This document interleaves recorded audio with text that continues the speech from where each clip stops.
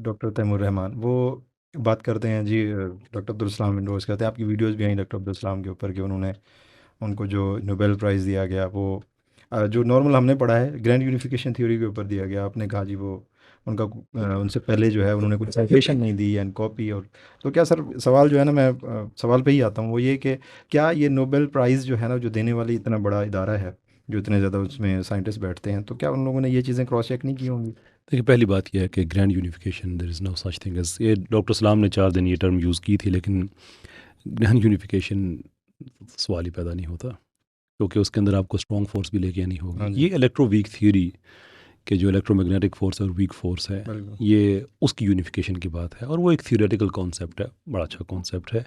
Mathematically उसका सबूत है, उसकी नई रीनॉर्मलाइजेशन सारी हुई।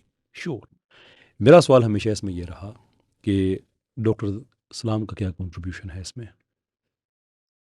That's it, it's a serious question. अब मसला ये है कि इस सारी बात पे एतराज़ करने वाले वो लोग हैं जो कहते हैं कि आप कायदे आज़म पे एतराज़ करें, कोई मसला नहीं है, इकबाल पे एतराज़ करें, कोई, हम भी कहते हैं कोई मसला नहीं है, गज़ाली पे एतराज़ करें, कोई मसला नहीं, हम कहते हैं श्योर कोई मसला नहीं है। हुँ। तो डॉक्टर सलाम क्या बड़े बुत का नाम है कि आप उन पर क्वेश्चन नहीं उठा सकते? अगर क्वेश्चन उठाया गया है और गलत उठाया गया है तो उसका जवाब होगा ना कोई। अब इनके जवाबों की सारी समरी देख लें कि 1964 का पेपर मिलता है डॉक्टर सलाम का हुँ। ग्लाशो के 1961 के पेपर से। इन लोगों ने पता नहीं कहाँ कहाँ से हवाले इकट्ठे करने की कोशिश की कि नहीं वो पेपर बड़ा डिफरेंट था। माइकल डफ, आपका अपना वकील डॉक्टर सलाम का, ब्लैक होल में जो डॉक्टर परवेज साहब का इदारा है, उसमें आके उसने सारी बात एक्सपोज कर दी। उसने कहा 1964 वाले में तो अवार्ड मिला ही नहीं डॉक्टर सलाम को, तो आप लोग क्यों इतनी चीखें मार रहे थे? फिर भी चला जाता है 1968 का पेपर। 1968 के पेपर से पहले 1967 में वाइनबर्ग का पेपर आ चुका था। इसमें उन्होंने कहा कि जो बातें वाइनबर्ग ने अपने पेपर में लिखी हैं, हुँ। ये मैं इंपीरियल कॉलेज में पढ़ा चुका हूँ। हुँ, हुँ। अच्छा, एविडेंस क्या है उसका? कोई एविडेंस नहीं है, सही हो गया सर। कोई डॉक्यूमेंट्री एविडेंस नहीं है उसका। तो अब एक सवाल बनता है ना कि आपने क्या किया। अब सारी बात के बाद इनका फिर जो जवाब है आखिर में वो क्या निकला कि नहीं, हम तो ये कह रही नहीं रहे कि किसी पेपर की वजह से है, हम तो ये कह रहे हैं कि जो उनकी कॉन्ट्रीब्यूशंस हैं। And this just frustrates me so much कि साइंसदान अपनी कॉन्ट्रीब्यूशंस कहाँ रिकॉर्ड करता है? कोई उमरू यार की कहानी में करता है, टार्जन की कहानी में करता हुँ, है, हुँ। किसी रिसर्च पेपर में पब्लिश होगी ना हाँ उसकी जी। रिसर्च, वो कहाँ पे है? अब ये, और मैं कोई अपनी तरफ से बातें नहीं कह रहा हूँ, हुँ, मैंने कितने नोबेल लॉरिएट्स हैं, मैंने उनसे बात की है, जिस आदमी की वजह से डॉक्टर ट्रहोफ्ट हुँ। डॉक्टर ट्रहोफ्ट की वजह से इन तीनों को नोबेल अवार्ड मिला है। सही है। ग्लाशो को भी, वाइनबर्ग को भी, डॉक्टर सलाम को भी। अगर वो रीनॉर्मलाइजेशन साबित ना करता आदमी, तो इनमें से किसी को भी अवार्ड नहीं मिलना था। हुँ। मैंने डॉक्टर ट्रहोफ्ट से पूछा, भी जिंदा हैं, उनको 99 में मिला था नोबेल। मैंने उनसे पूछा आप किस बारे में क्या फाइंडिंग है?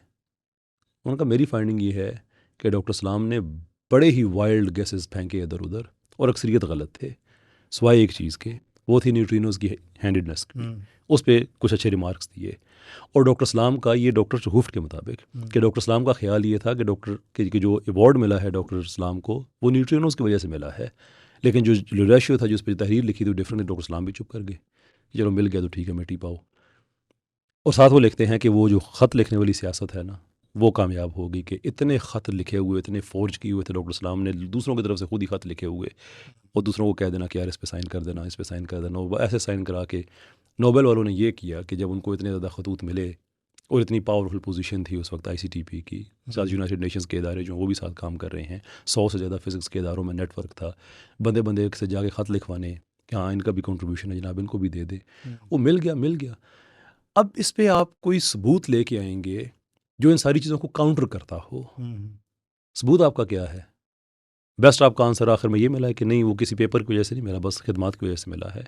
वाह, खिदमात उन्होंने जो है ना, वो कोई छोटी छोटी तख्तियों पे जो है उन्होंने, वो या मखतूते थे उनके जिस पे वो लिख के छुपा के रखे हुए थे। वो भाई, साइंसदान का काम, रिसर्च जो होती है वो पब्लिश होती है, हुँ। हुँ। वो हमें दिखाएं कि उसमें क्या ऐसी कोई क्रिटिकल चीज़ थी जिसकी वजह से वो मिला है। श्योर, हमें क्या एतराज़ हो सकता है, लेकिन वो नहीं है तो डोंट थिंक कि डॉक्टर सलाम हो या कोई और वो क्रिटिसिज्म से इन क्वेश्चन से बालातर है। लेकिन सर आपके ये जो सवालात हैं, जो नोबेल प्राइज़ की जो क्रेडिबिलिटी है, उसके ऊपर क्वेश्चन मार्क नहीं खड़े कर नोबेल रहे हैं? प्राइज़ की क्या क्रेडिबिलिटी है? जोस्लिन को क्यों नहीं मिला नोबेल प्राइज़? वो तो अपने एडवाइज़र के पास अपना काम लेके गई, एडवाइज़र को मिल गया, इस बेचारी को नहीं मिला। मलाला को मिला हुआ है नोबेल प्राइज़।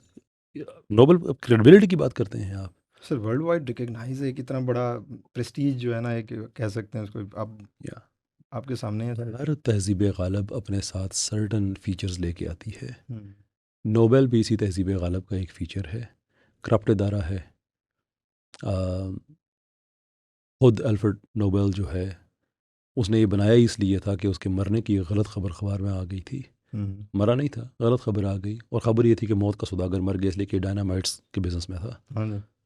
उस पैसे से इसने ये अवार्ड बनाया है।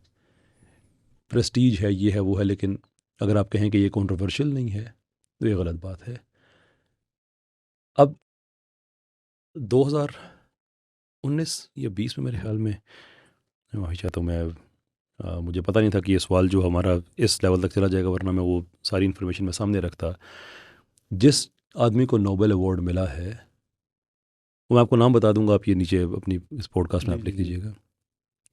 10 से ज़्यादा उसके साइंटिफिक पेपर रिट्रैक्ट हो चुके हैं अच्छा। जालसाजी की वजह से। हम्म। नोबेल वालों को ये बात नहीं पता थी, चले नहीं पता थी, अब तो पता है, वापस ले लें। ने उनके रूल्स में लिखा है कि मिल गया तो मिल गया, जो मर्जी हो जाए, हम वापस नहीं ले सकते। ये हम्म। क्रेडिबिलिटी कौन सी, बस एक तहजीब गालब है, एक बड़ा नाम है, बस लोग उसके पीछे पड़े हैं, वो पड़े हैं, दैट्स इट, तो उसका सर क्या बहुत बोल्ड है। क्लेम है ये।